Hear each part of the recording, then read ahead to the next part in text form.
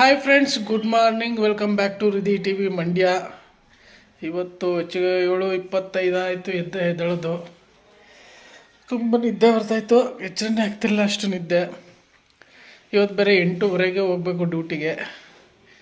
ಹಾಗಾಗಿ ಇನ್ನೂ ಶರ್ಟ್ ಬೇರೆ ಐರನ್ ಮಾಡ್ಕೊಂಡಿಲ್ಲ, ಸ್ನಾನ ಮಾಡಿಲ್ಲ. ಈಗ ಎದ್ದು ಪಟ ಅಂತ ಎಲ್ಲ ಫಾಸ್ಟಾಗಿ ಮಾಡ್ಕೊಂಡು 8:30ಗೆ ಹೋದರೆ ಇನ್ನು ಎಷ್ಟೊತ್ತು ಬರ್ತೀನೋ ಗೊತ್ತಿಲ್ಲ. ಯಾಕಂದರೆ ಯಾರೋ ವಿಸಿಟಿಂಗ್ ಬರ್ತಾರಂತೆ ಇವತ್ತು. ಅದು ಮುಗಿದ್ಮೇಲೆ ಆಗೋದು. ನೋಡೋಣ ಎಷ್ಟೊತ್ತಾಗುತ್ತೆ ಅಂತ. ಈಗ ಫಸ್ಟು ಬೇಗನೆ ಸ್ನಾನ ಮಾಡ್ಕೊಂಡು ಬೇಗ ತಿಂಡಿ ತಿನ್ಕೊಂಡು ಹೊರಡ್ಬೇಕೀಗ. ಡಿಪ್ರೆಷನ್. ಸೊ ಫ್ರೆಂಡ್ಸ್, ಬೆಳಗ್ಗೆಯಿಂದ ಫುಲ್ ಬ್ಯುಸಿ ಇತ್ತು, ಹಂಗಾಗಿ ವೀಡಿಯೋ ಮಾಡೋಕ್ಕಾಗಲಿಲ್ಲ. ಇವತ್ತಂತೂ ಬಿಡದಿಲ್ಲಿ ವಿಸಿಟಿಂಗ್ ಇತ್ತು ಅಂದ್ಬಿಟ್ಟು ಅಲ್ಲಿಗೆ ಹೋಗಿದ್ವಿ. ಬಿಡದಿ ಗಂಟೆ ಹೋಗಿ ಇವಾಗ ಬಂದೆ ಜಸ್ಟು. ಈಗ ಮನೆಗೆ ಬಂದೆ. ಈಗ ಹಿಂದೆನೇ ಫೋನು UPS ಗಾಡಿದು UPS ರೆಡಿ ಮಾಡೋಕ್ಕೆ ಬಂದರೆ ಹೋಗು ಅಂತ. ಈಗ ಅಲ್ಲಿಗೆ ಹೋಗಬೇಕು. ಸೊ ಫ್ರೆಂಡ್ಸ್, UPS ಅವ್ರು ರೆಡಿ ಮಾಡೋರ ಥರ ಬಂದಿರ್ತಾರೆ ಅಂತ ಬೇಗ ಬಂದೆ. ಇಲ್ಲಿ ನೋಡಿದ್ರೆ ಯಾರೂ ಬಂದಿಲ್ಲ. ಇನ್ನೂ 5 ನಿಮಿಷ ಆಗುತ್ತೆ ಅಂತ ಈಗ ಫೋನ್ ಮಾಡಿದ್ರೆ ಹಂಗಂತವ್ರೆ. ಇದೆ, ಇಲ್ಲೊಂದು ಸಮಸ್ಯೆ ಖಂಡಿತ ಇದೆ. ಹಂಗಂದಿರ ನಿಧಾನಕ್ಕೆ ಬರ್ತಾಯಿದ್ದೆ. ಇಲ್ಲಿ ಬಂದು ಈಗ ಮತ್ತೆ ವೆಯ್ಟ್ ಮಾಡಂಗೆ ಆಯಿತು. ಅಣ್ಣ ನನ್ನ ಕೈಯಲ್ಲಿ ಆಯ್ತಾ? ಈಗ ಬಂದು UPSನ ಚೆಕ್ ಮಾಡ್ತಾ ಇದ್ದಾರೆ. ಮಾಡ್ಬಿಟ್ಟು ಏನು ಹೇಳ್ತಾರೆ ನೋಡಬೇಕು. ನಿಮ್ಮ ಅಮ್ಮನ ಪಿಂಡ ಯಾವ ಬೋಳಿ ಮಗನಿಗೆ ಅರ್ಥವಾಗುತ್ತದು. ಸೊ ಗಾಯ್ಸ್, ಈಗ ಬ್ಯಾಟ್ರಿ ಚೆಕ್ ಮಾಡಿಬಿಟ್ಟು ಹೋದರು. UPS ಚೆನ್ನಾಗಿದೆ ಅಂತೆ, ಬ್ಯಾಟ್ರಿ ಡೆಡ್ ಆಗಿದೆ, ಚಾರ್ಜ್ ಮಾಡಿಸಿ ಚಲೋಯ್ತದೆ ಅಂತ ಅಂದರು. ಮೋಸ್ಟ್ಲಿ ನಾಳೆ ನಾಡಿದ್ದು ಚಾರ್ಜ್ ಮಾಡೋಕ್ಕೆ ತಗೋಬೇಕು. ಫುಲ್ ಹೋಗ್ಬಿಟ್ಟಿದೆ ಅಂತೆ. ಹೆಚ್ಚು ಕಮ್ಮಿ ವಾರಕ್ಕೊಂದ್ಸಲಿನೋ 15 ದಿವಸಕ್ಕೊಂದ್ಸಲ 6 ತಿಂಗಳಿಂದ ಹಂಗೆ ಪ್ರೋಸೆಸ್ ಆಯ್ತಾ ಇರೋದು. ಮಧ್ಯೆ ಒಂದು 2-3 ತಿಂಗಳು ಹಾಕೇ ಇರಲಿಲ್ಲ. ಹಾಗಾಗಿ ಫುಲ್ ಬ್ಯಾಟ್ರಿ ವೀಕ್ ಆಗಿಬಿಟ್ಟೈತೆ. ಅದಕ್ಕೆ ಚಾರ್ಜಿಂಗ್ ಮಾಡಿಸ್ಬೇಕಂತೆ. Congratulation brother. ಈಗ ಫುಲ್ಲು ಚೆಕಿಂಗ್ ಮಾಡಿಬಿಟ್ಟು ಹೇಳ್ಬಿಟ್ಟು ಹೋದರು.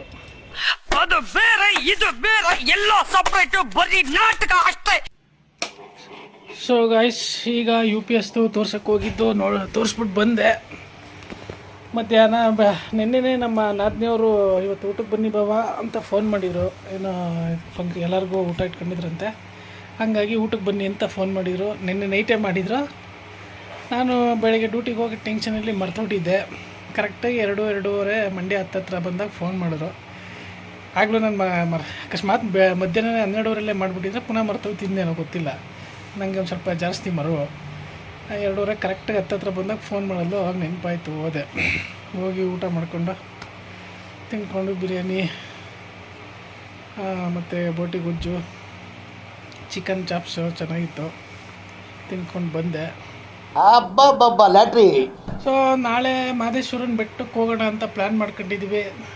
ನಾನು ನಮ್ಮ ಫ್ರೆಂಡ್ಸ್ ಒಂದು 5 ಜನ ಎಲ್ಲ ಹೋಗಿದ್ದು. ಬೆಳಗ್ಗೆ ಹೋಗಿ ಇವಾಗ ಆ್ಯಕ್ಚುಲಿ ಇವತ್ತು ನೈಟು ಹೋಗಿ ನಾಳೆ ನೈಟ್ ಬರೋಣ ಅಂತ ಒಂದ್ಸಲ ಅಂದ್ಕೊಂಡ್ವಿ. ಅದು ಬೇಡ ಅಂತ ಕ್ಯಾನ್ಸಲ್ ಆಯಿತು. ಮತ್ತು ನಾಳೆ ಬೆಳಿಗ್ಗೆ ಹೋಗಿ ನಾಳೆ ನೈಟ್ ರಿಟರ್ನ್ ಬರೋಣ ಅಂತ ಪ್ಲ್ಯಾನ್ ಮಾಡಿದ್ದೀವಿ. ಅದಕ್ಕೆ ಈಗ ಎಲ್ಲ ರೆಡಿ ಆಗ್ಬೇಕು. ನಾನು ಹೆಚ್ಚು ಕಮ್ಮಿ ಅಲ್ಲಿಗೆ ಹೋಗಿ 8-10 ವರ್ಷ ಮದುವೆ ಆದಮೇಲೆ ಒಂದ್ಸಲಿನೂ ಹೋಗಲಿಲ್ಲ. ಅದಕ್ಕೆ ಮುಂಚೆ ಹೋಗಿದ್ದಿದ್ದು. ಆವಾಗ ಆ ಟೈಮಲ್ಲಿ ಸ್ಕೂಟ್ರಲ್ಲಿ ಹೋಯ್ತಿದ್ದು. ಆವಾಗ ನಂದು ಆ್ಯಕ್ಟಿವದಲ್ಲಿ ನಾನು ನಮ್ಮ ಫ್ರೆಂಡ್ ಅವ್ರ ಗಾಡಿಗಳಲ್ಲಿ ಬರ್ತಿದ್ರು. ಒಂದು ಲಾಸ್ಟ್ ಟೈಮ್ ಹೋದಾಗ ಕರೆಕ್ಟಾಗಿ ಚಿರತೆ ನಮ್ಮ ಪಕ್ಕದಲ್ಲೇ ಪಾಸ್ ಆಯಿತು. ನಾನು ಚಿರತೆ ಅಂತ ಫಸ್ಟ್ ಆ ಕಡೆಯಿಂದ ಬರುವಾಗೊಬ್ಬರು ಗಾಡೀಲಿ ಬರ್ತಾಯಿದ್ರು. ಬಂದು ಅಲ್ಲಿ ಚಿರತೆ ಐತೆ ಮುಂದೆ ಅಂತ ಕಾರಲ್ಲಿ ಹೇಳ್ಬಿಟ್ಟು ಹೋದ್ರು. ನಾವು ಎದ್ರಕೊಂಡು ಅಲ್ಲೇ ನಿಂತಿದ್ವಿ 3 ಗಾಡೀಲೂ. ಆಮೇಲೆ ಯೋಚನೆ ಮಾಡ್ಕೊಂಡು ಒಟ್ಟಾಗಿರ್ತದೆ ಬನ್ನಿ ಅಂದ್ಕೊಂಡು ಹೋದ್ವಿ. ಫುಲ್ಲು ಹತ್ರ ಹೋಗಿ ಹಿಂಗೆ ಇನ್ನೇನು ಟರ್ನ್ ಮಾಡಬೇಕು. ಅಲ್ಲಿ ಒಂದು ಕತ್ಲೆ, ಈ ಕಡೆ ಫುಲ್ ಲೆಫ್ಟ್ ಸೈಡಲ್ಲಿ ಫುಲ್ಲು ಕತ್ಲೆ. ಅಲ್ಲಿ ಹಿಂಗೆ ಜಂಪ್ ಮಾಡಿದ್ದು ತಿರುಗಿ ನೋಡ್ತೀನಿ, ಚಿರತೆ. ನನಗೆ ಚಿರತೆ ಅಂತ ಮಾಡ್ಕೊಂಡು ಇಲ್ಲೇ ಪಕ್ಕದಲ್ಲೇ ಅಂತ ಅಂದೆ. ಎಲ್ಲ ಗಾಬರಿ ಮಾಡ್ಕೊಂಡು ಎಕ್ಸಿಲೇಟರ್ ಕೊಟ್ಕೊಂಡು ಬರೋ ಅಂತ ಸ್ಪೀಡಾಗಿ ಹೊಟ್ಟೋದತೆಗೆ. ಸೊ ಅದಕ್ಕೆ ಪುಣ್ಯ ಯಾರ ಮೇಲೂ ಅಟ್ಯಾಕ್ ಮಾಡಲಿಲ್ಲ. ಅದೇ ಭಯಪಡ್ತಾ ಏನೋ ಗೊತ್ತಿಲ್ಲ. ಒಟ್ಟು ಆ ಸೈಡಿಗೆ ಹೊಟ್ಟೋಯ್ತು. ನಾವು ನಮ್ಮ ಪಾಡಿಗೆ ಹೋಗಿ ದೇವ್ರ ದರ್ಶನ ಮಾಡ್ಕೊಂಡು ಬಂದ್ವಿ. 8-10 ವರ್ಷ ಆಗಿತ್ತು. ಅದಾದಮೇಲೆ ಇವಾಗ ಹೋಯ್ತಾ ಇದ್ದೀನಿ. ಮಾದೇಶ್ವರ ಒಳ್ಳೇದು ಮಾಡಪ್ಪ ಅಂತ. ಈಗ ಅದಕ್ಕೆ ಎಲ್ಲ ರೆಡಿ ಮಾಡ್ಕೋಬೇಕು. ರೆಡಿ ಮಾಡ್ಕೊಳಕ್ಕೆ ಮುಂಚೆ ಒಂದು 10 ನಿಮಿಷ ರೆಸ್ಟ್ ಮಾಡಬೇಕು. ಬೆಳಿಗ್ಗೆ ಅಂತ ಸಾಕಾಗ್ಬಿಟ್ಟೈತೆ ನನಗೂ. 7:45 ಐತಿ. 1 ನಿಮಿಷನೂ ಪ್ರಸಾದ ತಿಂಡಿ ಟಕ ಅಂತ ಫುಲ್ಲು ಎಲ್ಲ ಇವತ್ತು ಅರ್ಜೆಂಟಲ್ಲಿ ಮಾಡಿರೋಂಥ ಕೆಲಸಗಳು ಇವತ್ತು. ಯಾವುದೋ ತಾಳ್ಮೆಯಿಂದ ಯಾವುದೂ ಮಾಡಿಲ್ಲ, ಎಲ್ಲ ಅರ್ಜೆಂಟಲ್ಲೇ ಮಾಡಿದ್ದು. ಹಾಗಾಗಿ ರೆಸ್ಟ್ ಇಲ್ದಂಗೆ ಆಗ್ಬಿಟ್ಟೈತೆ, ಒಂಥರ ಟೈರ್ಡ್ನೆಸ್ ಆಗ್ಬಿಟ್ಟೈತೆ. ಸ್ವಲ್ಪ ಒಂದು 10 ನಿಮಿಷ ರೆಸ್ಟ್ ಮಾಡಿಬಿಟ್ಟು ಆಮೇಲೆ ಬಟ್ಟೆ ಗಿಟ್ಟೆಲ್ಲ ನಾಳೆಗೆ ಏನೇನು ಬೇಕೆಲ್ಲ ರೆಡಿ ಮಾಡ್ಕೋಬೇಕು. ಸೊ ಗೈಸ್, ನಾಳೆಗೆ ಬಟ್ಟೆಗಳು ಎತ್ತಿಟ್ಕೊಳ್ಳೋಣ. ಈಗಲೇ ಬೆಳಿಗ್ಗೆ 5:15ಗೆ ಹೋಗಬೇಕು ಎದ್ದು. ಆಮೇಲಿಂದ ಅರ್ಜೆಂಟಲ್ಲಿ ಹುಡ್ಕೋಕ್ಕೂ ಆಗಲ್ಲ, ತಗೊಳ್ಳೋಕ್ಕೂ ಆಗಲ್ಲ. ಆಮೇಲೆ ಲೇಟಾಗಿ ಎದ್ದೇಳ್ಬಿಡ್ತಿದ್ದೀವಿ ಒಂದೊಂದ್ಸಲ. ಅಲಾರಾಮ್ ಕೊಟ್ಟಿದ್ರು ಎದ್ದೇಳೋಕ್ಕೆ ಆಗಲ್ಲ. ಸಿಂಪಲಾಗೆ ಒಂದು ಟೀ ಶರ್ಟು, ಒಂದು ನೈಟ್ ಪ್ಯಾಂಟು ಎತ್ತಿಟ್ಕೊಬಿಡ್ತೀನಿ. ಈಗಲೇ ಎತ್ತಿಟ್ಕೊಬಿಟ್ರೆ ನಾಳೆ ಬೆಳಗ್ಗೆ ಹಾಕೊಂಡು ಹೋಗಿ ಸಾಕಾಗುತ್ತೆ. ಈಗ ರೂಬಿಗೆ ಬೇರೆ ಊಟ ಹಾಕಬೇಕು. ಬೆಳಿಗ್ಗೆಯಿಂದ ಬರೀ ಕೆಲಸ ಟೆನ್ಷನ್ನು ಅದು ಇದೆಲ್ಲ ಮಾಡೋದಾಯಿತು. ಅವರು ನಮ್ಮ ನಂದೀಶ್ ಅವ್ರು ಬೇರೆ ಬರಲ್ವಂತೆ, ಅವ್ರಿಗೇನೋ ಕೆಲಸ ಇದೆಯಂತೆ. ಹಾಗಾಗಿ ನಾಳೆ ಬರೋದು ಅವರು ಡೌಟ್ ಇದೆ. 50-50 ಅವ್ರು ಬರ್ತಾರೋ ಇಲ್ಲೋ ಗೊತ್ತಿಲ್ಲ, ನೋಡಬೇಕು. ಬರಲಿಲ್ಲ ಅಂದರೆ ನಾವು ಅಷ್ಟೇ ಹೋಗ್ಬೇಕಾಗತ್ತೆ. ನೋಡೋಣ ಏನು ಮಾಡ್ತಾರೆ ಅಂತ. ನಮ್ಮ ಗೋಬಿಗೂ ಬೆಳಿಗ್ಗೆಯಿಂದ ಅನ್ನ ಹಾಕಿರಲಿಲ್ಲ. ಬೆಳಿಗ್ಗೆ ಹಾಕ್ಬಿಟ್ಟು ಹೋಗಿದ್ದಿದ್ದು, ಹೊಟ್ಟೆ ಸಿಗಲ್ಬಿಟ್ಟು ಕೊಯ್ ಅಂತವನೆ. ಅದಕ್ಕೆ ಈಗ ಕೆಲಸ ಹಾಕ್ಬಿಟ್ರೆ ಅವು ಅನ್ನ ಹಾಕಿ. ನಾನು 8 ವರ್ಷದಿಂದ ಹೋಗ್ಬೇಕು ಅಂತ ಅನ್ಕೋತಾಯಿದ್ದೆ. ಬಟ್ ಹೋಗೋಕ್ಕಾಗಿಲ್ಲ. ಮದುವೆ ಆದಮೇಲೆ ಏನೋ ಟೈಮ್ ಸಾಕಾಗಲಿಲ್ಲ. ಜೊತೆಗೆ ನನ್ನ ಮಗಳನ್ನು ನಾನು ಬಿಟ್ಟಿರಲ್ವಲ್ಲ, ಹಾಗಾಗಿ ಹೋಗ್ಬೇಕು ಅಂತ ಯಾವತ್ತೂ ಇದು ಮಾಡಿರಲಿಲ್ಲ. ಇವಾಗ ಕಾಲ ಕೂಡಿ ಬಂದಿದೆ. 8-9 ವರ್ಷದ ನಂತರ ಈಗ ಹೋಗ್ತಾಯಿದ್ದೀನಿ ಮಹದೇಶ್ವರನ ಬೆಟ್ಟಕ್ಕೆ. ಸುಮಾರು ಸಲ ಅಂದ್ಕೊಂಡಿದ್ದೆ ಹೋಗ್ಬೇಕು ಅಂತ, ಬಟ್ ಹೋಗೋಕ್ಕಾಗಿರಲಿಲ್ಲ. ಈಗ ಫ್ರೆಂಡ್ಸ್ ಎಲ್ಲ ಇದು ಮಾಡಿಬಿಟ್ಟು ಹೋಗೋಣ ಅಂತ ಪ್ಲ್ಯಾನ್ ಮಾಡಿದ್ರು. ಹಾಗಾಗಿ ನಾವು ಓಕೆ ಅಂತ ಅಂದೆ. ನಾಳೆ ಬೆಳಿಗ್ಗೆ 5:15 ಹೋದರೆ ಮೋಸ್ಟ್ಲಿ ನೈಟೇ ಬಂದುಬಿಡ್ತೀವಿ. ಫಸ್ಟೆಲ್ಲ ಪ್ಲ್ಯಾನ್ ಆಗಿದ್ದು ಮಂಗಳವಾರ ನೈಟ್ ಹೋಗಿ ಬುಧವಾರ ನೈಟ್ ಬರೋಣ, ಇಲ್ಲ ಗುರುವಾರ ಬೆಳಗಿನ ಅರ್ಲಿ ಮಾರ್ನಿಂಗ್ ಬಂದ್ಬಿಡೋಣ ಅಂತ ಪ್ಲ್ಯಾನ್ ಮಾಡಿದ್ದು. ಆಮೇಲೆ ಸೀನವ್ರಿಗೇನೋ ಕೆಲಸ ಇದೆ ಅಂದ್ಬಿಟ್ಟು ಬೇಡ ಒಂದೇ ದಿವ್ಸಕ್ಕೆ ಹೋಗಿ ಬಂದ್ಬಿಡೋಣ ಅಂದರು. ಆಯಿತು ಅಂತೇಳಿ ಒಂದು ದಿವ್ಸಕ್ಕೆ ಮಾತ್ರ ಪ್ಲ್ಯಾನ್ ಮಾಡಿ. ಯಾಕಂದರೆ ಕಾರಲ್ಲಿ ತಾನೇ ಹೋಗೋದು. ಬೆಳಗ್ಗೆ ಹೋದರೆ ನೈಟ್ ಆರಾಮಾಗಿ ಬಂದ್ಬಿಡ್ಬೋದು ರಿಟರ್ನು. ಎಲ್ಲ ದರ್ಶನ ಎಲ್ಲ ಆದರೂ ಬೇಗ ಆಗುತ್ತೆ. ವೀಕ್ಡೇಸ್ ಅಲ್ವಾ, ವೀಕ್ಡೇಸ್ ಆಗೋದ್ರಿಂದ ಜನ ಕಮ್ಮಿ ಇರ್ತಾರೆ.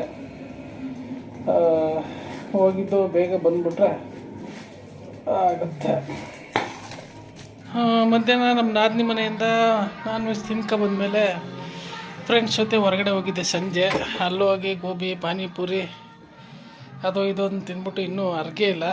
ವಯಸ್ಸಾಯ್ತಲ್ಲ, ಇನ್ನೇನು 39 ವರ್ಷ ಆಯಿತು. ವಯಸ್ಸಾದ್ಮೇಲೆ ಹಂಗೆ ಅವಾಗ ಮೊದಲು 3 ಟೈಮ್ ತಿಂದರೂ ಅರ್ಗಿಸ್ಕೊತಾ ಇದೆ. ಈಗ 1 ಟೈಮ್ ನಾನ್ ವೆಜ್ ತಿಂದರೆ 3 ಟೈಮ್ ಗಂಟ ಅರ್ಗದೇ ಇಲ್ಲ, ಜೀರ್ಣನೇ ಆಗಲ್ಲ ಬೇಗ. ಹಾಗಾಗಿ ಈಗ ಅಷ್ಟು ನಮ್ಮ ಮಿಷಿನ್ ಎಲ್ಲ ಸ್ವತಃ ಇದಾಗ್ಬಿಟ್ಟಿದೆ.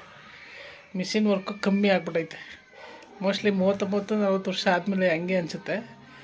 ನನಗೆ ಮಾತ್ರ ಹಂಗೇನೋ ಅಥವಾ ಎಲ್ಲರಿಗೂ ಹಂಗೇನೋ ಗೊತ್ತಿಲ್ಲ. ನನ್ನ ಪ್ರಕಾರ 40 ಇರೋರಿಗೆಲ್ಲ ಅದೇ ಥರ ಅನ್ಕೋತೀನಿ. ಆವಾಗ ಹಿರಿಕರು ಹೇಳುವಾಗ ಅರ್ಗಲ್ಲ ಅನ್ನೋದು ಏನು ಅರ್ಗಲ್ಲ, ಇವ್ರು ತಿಂದರೆ ತಾನೆ ಅಂತ ಅನ್ಕೋತಿದ್ದೆ. ಅದೀಗ ನನಗೆ ಅರ್ಥ ಆಯಿತು. ಒಂದು ಸಲ ತಿಂದ್ಬಿಟ್ರೆ ಹೊಟ್ಟೆ ತುಂಬ ನಾನ್ ವೆಜ್ ತಿಂದ್ಬಿಟ್ರೆ 3 ಟೈಮ್ ಊಟನೇ ಬೇಡ. ಈಗ ಮೊದಲು 3 ಟೈಮು ನಾನ್ ವೆಜ್ ತಿಂದರೆ ಗಂಟೆ ಬೆಳಗ್ಗೆ ಮಧ್ಯಾಹ್ನ ರಾತ್ರಿ 3 ಟೈಮು ತಿಂತಿದ್ದೆ. ಬಟ್ ಇವಾಗ ಹಂಗೆ ಆಗೋದೇ ಇಲ್ಲ. 1 ಟೈಮ್ ತಿಂದ್ಬಿಟ್ರೆ 2 ಟೈಮ್ ಬೇಡ ಅನಿಸ್ಬಿಡ್ತದೆ, ಜೀರ್ಣನೇ ಆಗಲ್ಲ ಬೇಗ. ನಿನ್ನೆ ಫ್ರೀ ಇತ್ತು ಅಂದ್ಬಿಟ್ಟು ತ್ರಿಕಾಲ ಅಂತ ತೆಲುಗು ಫಿಲಮ್ ನೋಡಿದೆ. ಅದೇನು ಅಷ್ಟಲ್ಲೇ ಪರವಾಗಿಲ್ಲ. ಸುಮಾರಾಗೈತೆ ಅಂತಲೂ ಹೇಳೋಕ್ಕಾಗಲ್ಲ, ಚೆನ್ನಾಗೈತೆ ಅಂತಲೂ ಹೇಳೋಕ್ಕಾಗಲ್ಲ. ಆಮೇಲೆ ಮಾ ಇಂಟಿ ದೇವತಾ ಮಾ ಇಂಟಿ ಬಂಗಾರಮ್ಮ ಸಮಂತ ಅವ್ರದ್ದು ಅದನ್ನು ನೋಡಿದೆ. ಅದು ಓಕೆ, ಒಂದ್ಸರಿ ನೋಡ್ಬೋದು, ಚೆನ್ನಾಗೈತೆ ಸ್ಟೋರಿ. ಫಸ್ಟ್ ಇವಳು ನೆಕ್ಸಲೈಟ್ ಆಗಿರ್ತಾಳೆ. ನೆಕ್ಸಲೈಟ್ ಆಗಿ ಇವರು ದೂತ್ಪೇಡ, ನಮ್ಮ ಮುಂಗಾರು ಮಳೆ ದೂತ್ಪೇಡ ಅವ್ರನ್ನ ಮದುವೆಯಾಗಿ ಒಂದು ಒಳ್ಳೆ ಕುಟುಂಬಕ್ಕೆ ಸೇರ್ಕೊಂಡಿರ್ತಾರೆ.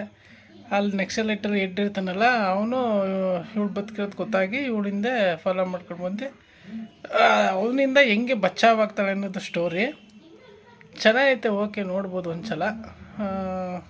ಕೆಲವೊಂದು ಸಿನಿಮಾಗಳು ಹೆಂಗೆ ಅಂತಂದರೆ ಥಿಯೇಟ್ರಲ್ಲಿ ನೋಡಿದ್ರೆ ಒಂಚೂರು ಚೆನ್ನಾಗಿರಲ್ಲ, ಟಿ ವಿಲಿ ನೋಡಿದ್ರೆ ಚೆನ್ನಾಗಿರುತ್ತೆ.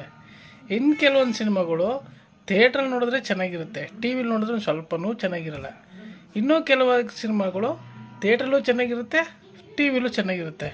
ಹಂಗೆ ಸಿನಿಮಾಗಳು ನಾವು ಹೆಂಗೆ ನೋಡ್ತೀವಿ ಅದ್ರ ಮೇಲೆ, ಅಂದರೆ ನಮ್ಮ ಏಜ್ ಮೇಲೂ ಹೋಗುತ್ತೆ ಅನ್ನೋ ಗೊತ್ತಿರೋ ಒಟ್ಟು ಆ ಥರ ನನ್ನ ಪ್ರಕಾರ ಆ ಥರ ಇದ್ದಾವೆ ಸಿನಿಮಾಗಳು. ಸೊ ಗೈಸ್, ನಮ್ಮದು ಊಟ ಗೀಟ ಎಲ್ಲ ಆಯಿತು. ನಮ್ಮ ಫ್ರೆಂಡು ಬಂದಿದ್ದರು, ಅವ್ರನ್ನ ಬಿಟ್ಬಿಟ್ಟು ಡ್ರಾಪ್ ಮಾಡಿಬಿಟ್ಟು ಮನೆಗೆ ಬಂದೆ. ಇನ್ನು ಬೆಳಿಗ್ಗೆ 5:30ಗೆ ಎದ್ದೇಳಬೇಕು. 5:05 ಎದ್ದು ರೆಡಿಯಾಗಿ ಹೊರಡಬೇಕು. ಹಾಗಾಗಿ ನಾನು ಸ್ವಲ್ಪ ಬೇಗ ಮಲ್ಕೋತಿದ್ದೆ.